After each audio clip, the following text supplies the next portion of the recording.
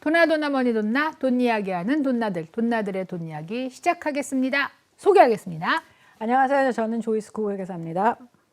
파이닐 부동산의 조앤리입니다. 조이너스케어 대표 최은숙입니다. 한 가지 제가 애드 할 거 있어서 시작하기 전에 조이스구 회계사라는 말은 틀렸어요.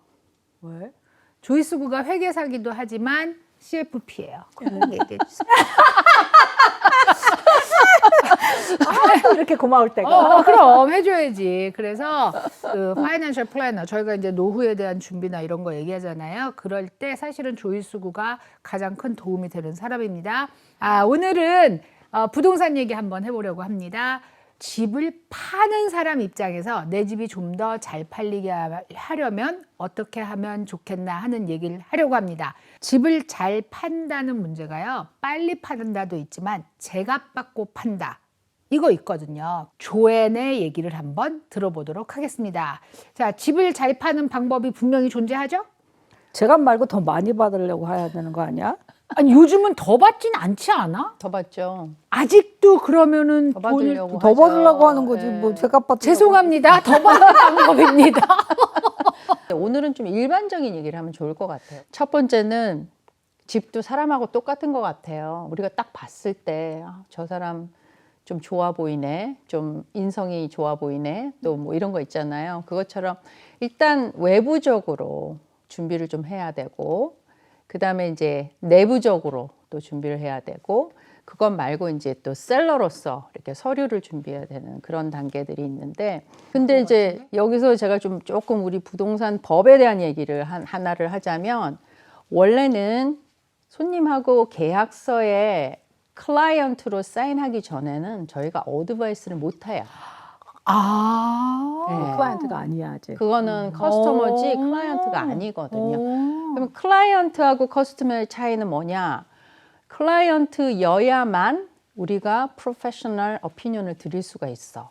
계약을 하고 나면 집이 이제 잘 팔리게 해야 되는데, 하려고 하면은 셀러 입장에서 이제 집을 피지컬리 준비를 좀 하셔야 되잖아요. 근데 이제 집이라는 어떤 그 구조물이 있으면 우리가 거기서 그냥 뭐 이게 돈이 오르는 돈의 가치가 아니라, 집을 인조이 하시는 분들은 뒷마당도 가서 좀 걸어보고, 나무가 뭐 좀 나무가 바람에 또 위험하지 않을까 이것도 좀 보고, 그다음에 올해는 낙엽이 좀 작년보다 덜 떨어졌네 뭐 이런 것도 좀 느끼시면서 걸어도 좀 확인을 하시고, 비가 오면은 비만 볼 게 아니라 비가 걸어 위로 스플래시 되는지 또 좀 보시고, 이러신 거를 자주 하신 분들은 오히려 우리 집에 뭐가 문제가 있는지 잘 아세요.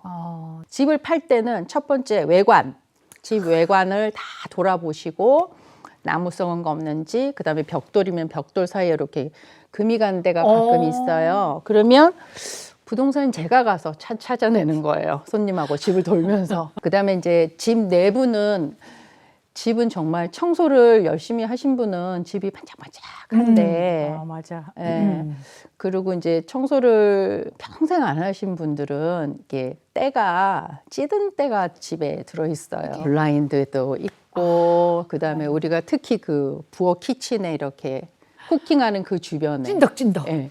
또 한국 분들이 되게 좋아하시는 그 호일처럼 이렇게 막아놓은 게 있어요. 테이프로 발라가지고 어디를? 거기 튀지 말라고, 주변에 그 가스레인지 주변에. 진짜? 예. 그래서 여기는 정기적으로 청소를 하신 분이구나 아니구나가 딱 가면은 보이고, 그죠? 네, 그런 게 있고, 또 라이트 픽스처가 있는데, 라이트 픽스처가 아주 브라이트한 화이트야. 우리 엄마네 집이. 예. 그리고 한국 사람들은 이 조명 같아. 예, 한국 사람은 그 아파트에서 화려한 그 불빛을 좋아하시고 형광등을 좋아하세요. 아니 우리 예. 우리 그렇게 자라서 그래. 예. 그리고 그 약간 웜한 그 옐로우빛이 나는 거를 되게 답답해 하세요. 그죠? 덜 밝은 거지. 덜 밝다고. 응. 근데 집은 팔 때 그 웜한 옐로우가 훨씬 예뻐요. 전구를 바꿔야 되네. 그러니까 이제 집을 가장 잘 팔 수 있는 거는, 그 제가 생각하는 어떤 집에 그게 있다 그러면은, 항상 셀러 입장은 내가 바이어만 어떻겠나 생각해 보는데 역지사지. 내가 만약에 집을 보러 가는 바이어야. 그러면 이게 이런 게 눈에 거슬릴까 안 거슬릴까를 좀 생각을 해보시면 돼. 그거는 좀 답이 있어요 거기에. 그러니까 그 집 자체에서 나오는 분위기라는 것도 있는 거고, 그다음 만약에 낮에 집을 보러 갔는데 어떤 한국 분들은 또 블라인드로 막 프라이버시 때문에 막 가려놓으신 분들이 있는데 채광도 좀 조절을 하셔야 되고, 그다음에 그 램프 같은 것도 좀 분위기 있게 해야 되고, 그러니까 이제 오감이 다 들어가는 거죠. 보이는 거, 그다음에 냄새, 그죠? 만져지는 거, 그다음에 오디오까지, 음악까지 틀어놓으면 더 좋고, 그러니까 그런 것들을 준비를 에이전트랑 충분히 상의를 하셔서 이제 피지컬리는 내부와 외부를 그렇게 준비를 하시면 좀 좋죠. 집에 냄새 나는 거는 가장 좋은 건 페인트를 하시는 게 가장 빨리 없애는 방법이고, 그다음에 이제 카펫 같은 거는 샴푸 클리닝을 하시는 게 좋고, 좀 좋은 집을 쇼잉을 가면은 그 셀러들이 언제 쇼잉을 온다 그러면은 가면은 vacuum을 쫙 해가지고 그 길이 다 그래서 있지. 그 자국이 쫙 나 있는데 그리고 쓰는 향 나는 그걸로. 맞아. 그리고 이제 이건 아주 사소한 건데 대문 앞에 신발 벗어 놓으시는 분들이 있어요. 대문 앞에 신발을 벗어 놓으시는 분들이 있어요. 집으로 안 들어가고 밖에다가 현관에. 현관에. 어. 예. 우리가 집을 내놓는 거는 손님들이 왔을 때 집을 보고 동선을 하고 이 집을 감상을 하는 데 있어서 좀 방해가 되거나 이상한 거는 좀 제거를 해주는 게 좋겠죠. 야, 신발은 진짜 생각도 못 하고 있겠다. 또 하나는 화장실에 휴지통을 두세요. 근데 그게 저는 제가 리스팅 받을 때 다 치우라고 그러거든요. 근데 그거 굉장히 좀 이상하게 보여요.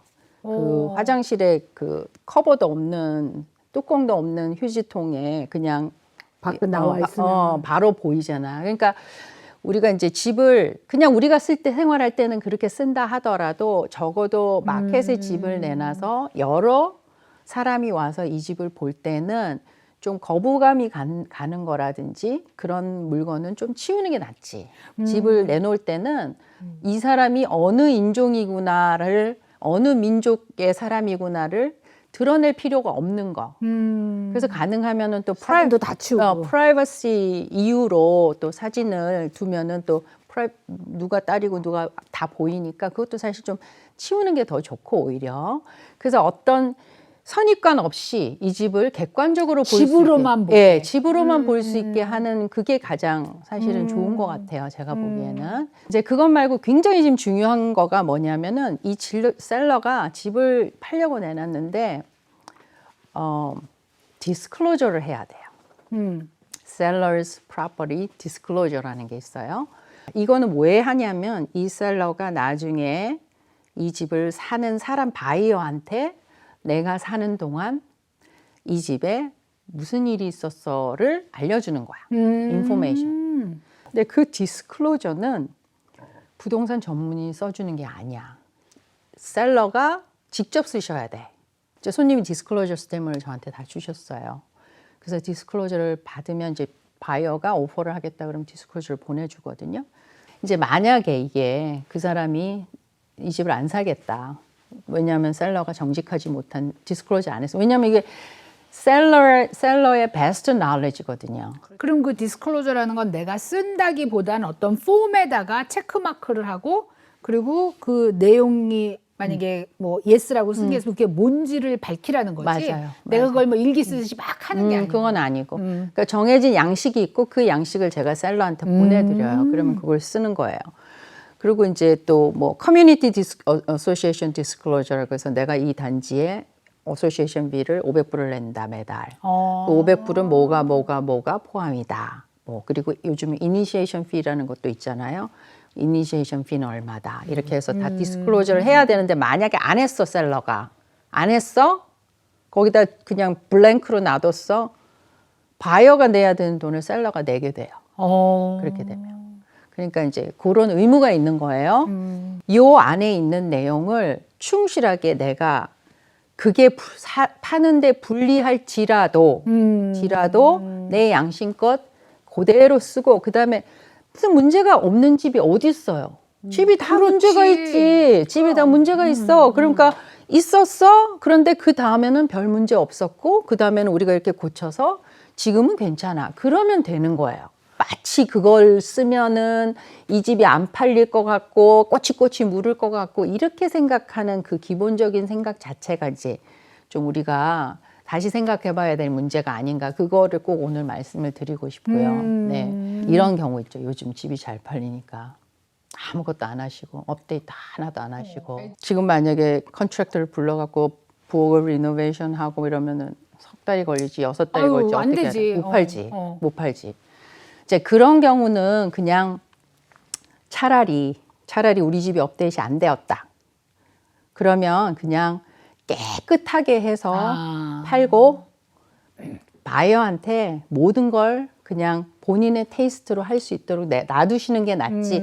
어중간하게 여기 그냥 좀 눈 가리고 좀 아웅하고 이렇게 하시는 거는 그렇게 좋은 방법은 아닌 것 같아요. 한국 분들이 왜 이제 부엌에 보면은 한국 분들이 왜 밥솥이 있잖아요. 밥솥. 뭐 이렇게 밥솥도 있고 뭐 에어프라이어도 있고 뭐 이렇게 뭐가 많아.